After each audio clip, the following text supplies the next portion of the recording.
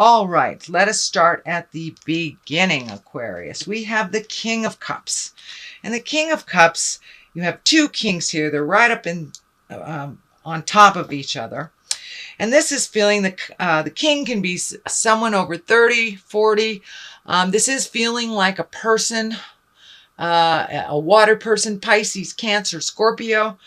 So this is feeling like there is either a family member, someone that's in your heart that you have either not seen too often or reconnecting with. There are some emotions around here. I'm feeling like they may have an illness or some reason that you guys have reconnected all of a sudden, and that you have kind of recommitted to either your friendship or your family connection of some kind. And this is a person that you have a really good time with. That's a lot of fun. And it looks like some of the bygones of the past you have let go, and you're starting anew with this person. And it does feel like a friendship level. It doesn't feel like a lover level, a family member friendship, something like that. But it's a reconnection of the heart with this person. And you have a lot of good times with them, kind of silly times with them, but a lot of emotions are coming up with this. So I'm feeling that this person either may have an illness, or there was some reason, kind of a sudden reason for reconnecting. And it may not be illness, it just may be something else. Anyway.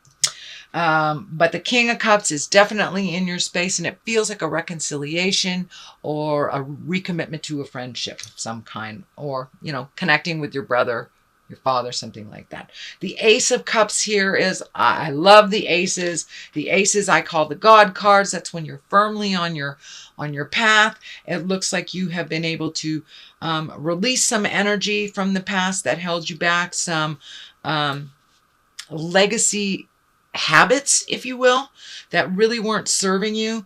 You're getting a little closer to your truth. You're speaking your truth a little bit more. I know Aquarians, you guys, you have a lot to talk about, but you may not talk about your feelings all that much. So it does look like you're getting more and more comfortable talking to your loved ones about your truth.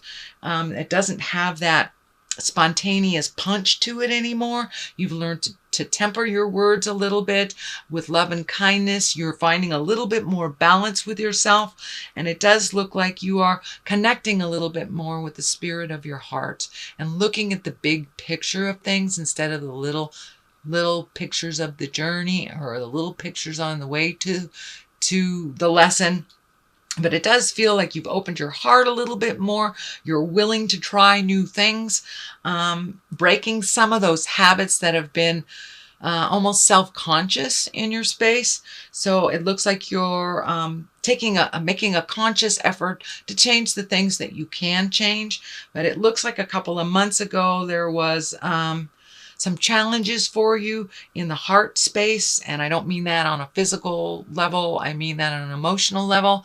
And that you really have heard what people had to say to you and have made those changes and found a better flow in life for yourself and for others. So you're a little calmer, which helps, the family unit be a little calmer as well. The Nine of Cups is in here. This is feeling also like legacy stuff. So I don't know if you've cleaned up a lot of stuff with the family or taken a step back from some of the more destructive family behaviors. But it does look like you are able to reconvene in a calmer space. It does feel like there might be some money involved in this. I don't know if there's a patriarch in the family that controls money, possibly. But it looks like it brought up some emotions, and you were able to get some of that anger out, find a neutral space about this and, you know, come in when it feels more comfortable, when the main focus isn't on money and manipulation. But it does look like money and manipulation has played a role in the family dynamic for a while. And it does feel like, Aquarius, you have taken your step away from that. That really didn't serve you. And you're kind of focusing more on the emotions and the love versus the money stuff that has been used to control in your family dynamics. So the Eight of Wands, this is one of my favorite cards in the deck. It's when you have great ideas and they come shooting down from the heavens. It's the ability to prioritize, to really figure out what is important and what isn't, what you can get rid of. And it also is one for great ideas, kind of spontaneous, just falling out of the sky, and changes that you'd like to do. They're more and more tangible. They're more closer to you than ever before. And you can see that, you know, you maybe you wanted to live in Iowa for a year or something like that. So whatever that dream is, it's getting closer and closer, and you're seeing how to do it by prioritizing, letting go of this, saving for that. But it does look like you have let go of some things in your life that really weren't of great importance to you, even though they were presented as such. And now you, the slate was cleaned, and now you're kind of looking at, all right, what do I want to do with the rest of my life? Do I want to be in this job the rest of my life? Do I want to do this? Do I want to do that? Do I want to have kids? But it looks like all those great ideas have been just filling your head as of late. And that's in the past position, so it's probably to the point where it's starting to manifest a little bit. The King of Wands is in present time. Wands are movement. Wands can be passion, kind of fiery things. This can be a fire sign as well, which is Aries, Leo, or Sagittarius. So there may be an Aries, Leo, or Sagittarius. I'm feeling that this is a person of authority, so this could be either an older sibling, a family member, father, grandfather, a boss, somebody like that. But it looks like some new demands are being put on you that really aren't working for you. So you may have to open up a conversation with this person, let them know what does work for you, and find a compromise. But it does feel like they're a little needy and a little, what's the word I want to use? Frivolous in their demands. That it's not something that really is all that important, but they're putting a lot of energy and a lot of demands on this activity or something happening right away, which it's really not that important to you. So I think that you can find a compromise and speak your truth with love and kindness. There is some healing around this conversation and some boundaries to be established. So, and that looks like it's probably happening now or has just happened recently. The Five of Cups is here. It looks like you've had to make some changes over the last year. Some things that were, you thought were of great importance, or people of great importance, really were not. It feels like there might have been some betrayal involved, but you've had to let some things go, and it has been emotional to you. There are some things here that you are preserving, and it feels like you are in a little bit of grief around the changes, but there's always a light at the end of the tunnel. And new beginnings are right on the horizons with all this shift of energy, and Uranus moving into that revolutionary space for the next 7 years will really help you, because that is Uranus controls our higher mind and our higher learning and the exalted position. So even though you've had to give up some either freedoms or activities, in the long run, you will benefit from this change. What is at the basis of all this is another king. So with all these kings, I am feeling that you need to be in integrity. Your words need to be in integrity. You need to speak from the heart, put up very clear boundaries, and don't backslide into negative pattern behaviors, addictions, manipulations. whatever you have resolved or you're working on resolving, keep going forward, because all these kings are here to remind you to be in integrity, use words of wisdom, have a moral code and stick to it type of thing. But the King of Pentacles, I'm feeling this has something to do with either a raise, a promotion, or money. Finding a better way to make money, work less, make better money kind of thing. But it does feel like an opportunity. Usually these can mean people. And an earth sign is a disc, which is Capricorn, Taurus, or Virgo. It can mean celebrating a Capricorn, Virgo, or Taurus coming up in the future. But I'm also feeling that it means that you're taking a step up in how you make money, either a promotion as well. But it could be a celebration of someone that you hold in great regard, either a family member or someone in your heart, Taurus, Capricorn, or Virgo. All right, we have the Six of Cups, also emotions, but it is on the positive side. So it does look like you're cleaning things out. You're making your house a happy home. You're making it welcome for others to come and join you. You're not hibernating anymore. And it may mean that you're preparing for a move that is more comfortable for you and your family as well, or even the idea of a move that is more comfortable. But for the most part, it's like getting rid of the old, cleaning up what is there, bringing in the new, and making it a comfortable, wonderful environment for you and your family. But it is some kind of redo, some kind of upgrade, whether it's painting or moving. It's some kind of upgrade to the home and the environment. The Empress is here. That also stands for great wisdom. It also can stand for pregnancy, marriage, fertility.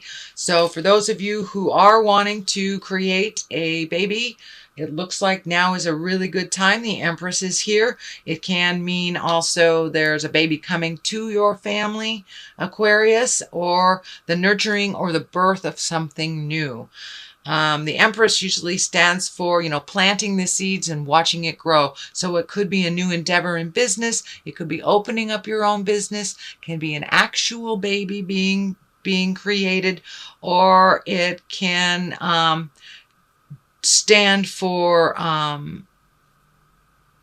engagement. But it's basically watching and nurturing the seeds that grow. So could be that you're going to watch your grandchild or something like that.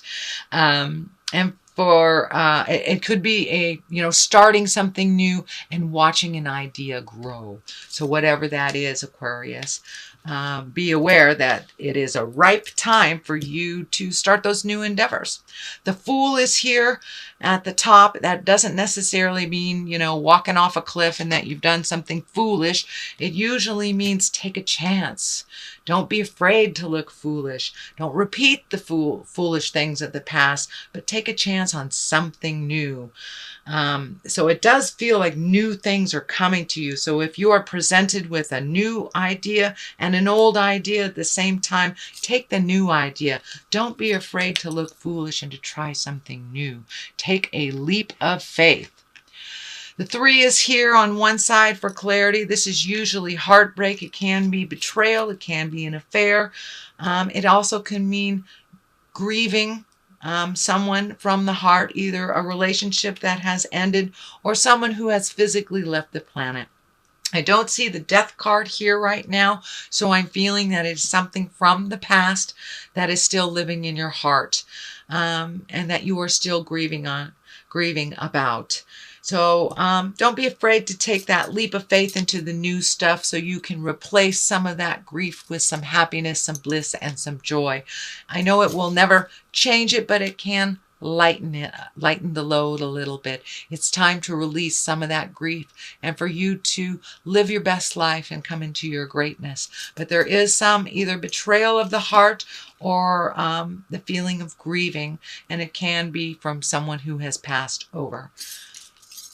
And the other card here is another 3. So finding your balance. 3s kind of represent 2s kind of represent your balance, but 3s do also.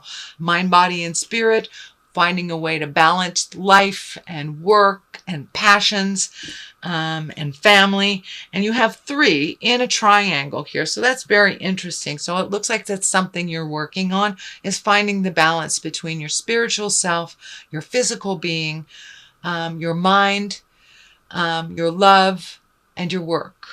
So trying to find the balance and find out how that works. That's always the challenge, I think. But you're getting closer and closer. And this looks like you're expanding your dreams to include travel, letting go of things that don't work for you, letting go of relationships that didn't work for you, letting go of the grief that holds you back as well, and prioritizing what things are really important to you, what are our necessities and what are wants. So you're really kind of breaking it down to the nitty and the gritty, you know.